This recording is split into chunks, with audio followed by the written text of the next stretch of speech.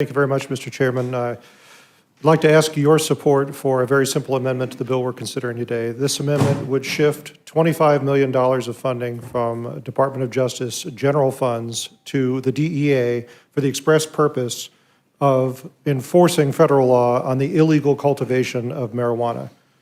This is an enormous issue for my district. And to be clear, we're not talking about a few people growing plants in their backyard.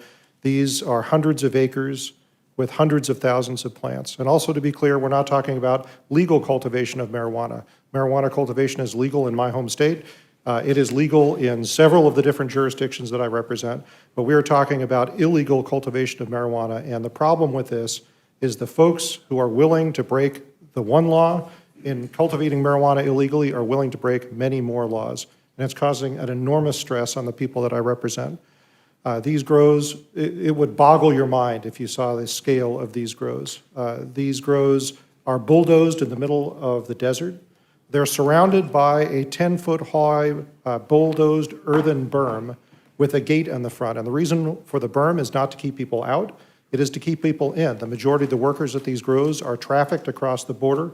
It is a human catastrophe. These people are forced to work here as slaves. They are working with stolen water. We estimate that about 3 million gallons a day of water is stolen to operate these grows just in the state of California.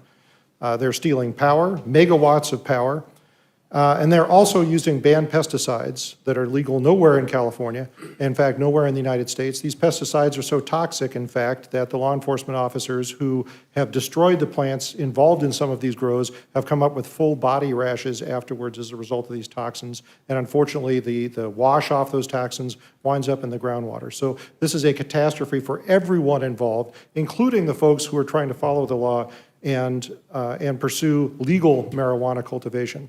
And unfortunately, local law enforcement agencies are completely overwhelmed. The San Bernardino County Sheriff's Department currently estimates we have 800 of these grows that we're tracking just in that one county.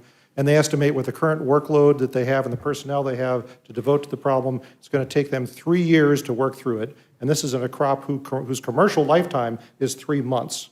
So I hope you can appreciate the problem. This is a modest investment in federal enforcement for this law, and this problem, it's appropriate for the federal government to get involved. It's just going to shift from one district to another as these criminal enterprises shift from one place to another. So it's a common sense and a very modest solution to a very serious problem, and I'd like to respectfully request your support for this amendment.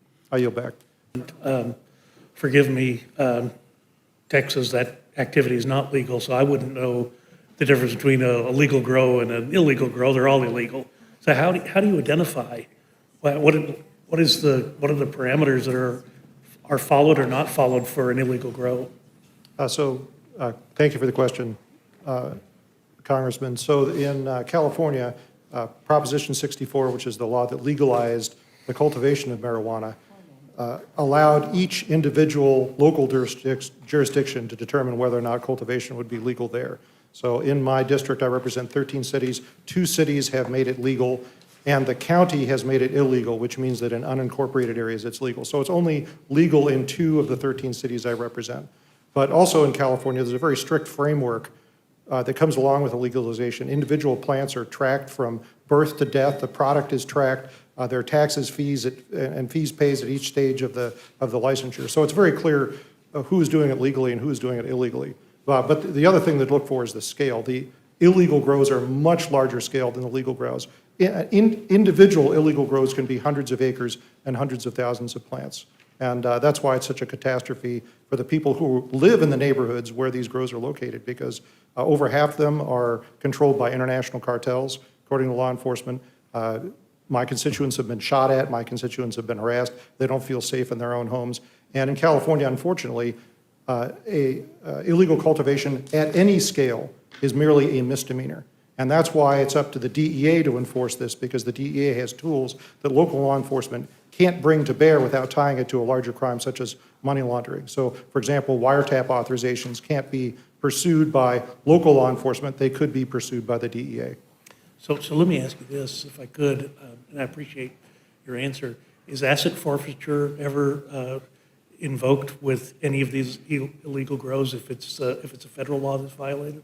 That is another tool that the DEA can use that local law enforcement cannot, because unfortunately California state law, because this is only a misdemeanor that we're talking about, they can't even bulldoze the hothouses, the makeshift greenhouses that are housing these plants, because the people that own the outhouses could then bring a suit against law enforcement claiming the illegal destruction of property. The only thing that they can do is physically destroy the plants.